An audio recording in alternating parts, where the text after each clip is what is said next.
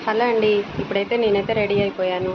నేను ఎక్కడికెళ్తున్నానంటే, నేను మా అబ్బాయితో కలిసి ఏసీ తీసుకుందామని అసలంటే ముందు అవి రేట్లు ఎలా ఉన్నాయి, ఏంటనేది చూద్దామని వెళ్తున్నాము.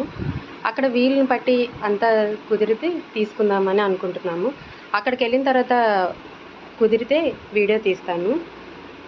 నేనైతే ఇలా రెడీ అయిపోయాను. ఎందుకంటే క్లక్కర్ పెట్టుకొని జడైతే వేసుకున్నాను. ఎందుకంటే వెళ్ళేది బైక్ మీద కదా! గాలికి హెయిర్ మొత్తం చిందరవందరగా అయిపోతుందని జడ వేసుకున్నాననమాట. ఇక నేను, మా అబ్బాయి ఇద్దరు బయలుదేరాము. మాకు దగ్గరలో తాడేపల్లిలో రిలయన్స్ ఉందనమాట. రిలయన్స్‌లో బాగుంటే చూద్దాము. అక్కడ బాగోపోతే పక్కన సోనీ ఇలా ఉన్నాయి గదా! వాటిల్లో చూద్దాము అని అనుకున్నాము. కానీ రిలయన్స్‌లోనే బాగానే ఉన్నాయి. బ్లూ స్టార్ ఇలా అన్నీ ఉన్నాయన్నమాట. మేము వెళ్ళింది సాటర్‌డే కాబట్టి వీకెండ్ ఆఫర్స్ ఉన్నాయని అన్నారు.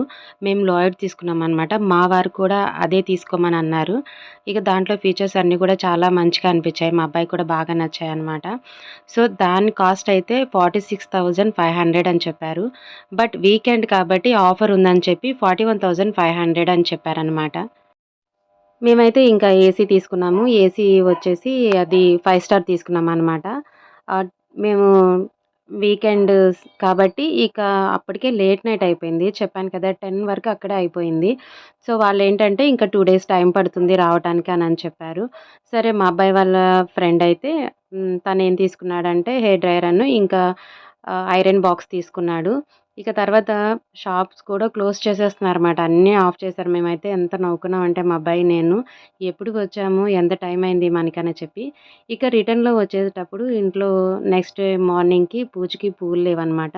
అందుకని చెప్పి నేను అక్కడ పూలు తీసుకుంటున్నాను. ఎంత కాస్ట్ చెప్తుందంటే ఆమె పూలు. ఇంటి ముందుకొచ్చే వాళ్ళైతే చాలా తక్కువకి మంచిగా పెడతారు. ఈమె చాలా రేట్ చెప్తుంది. ఏదేమైనా తప్పదు కదా! పూజకి పూలు కావాలి. చామంతులు,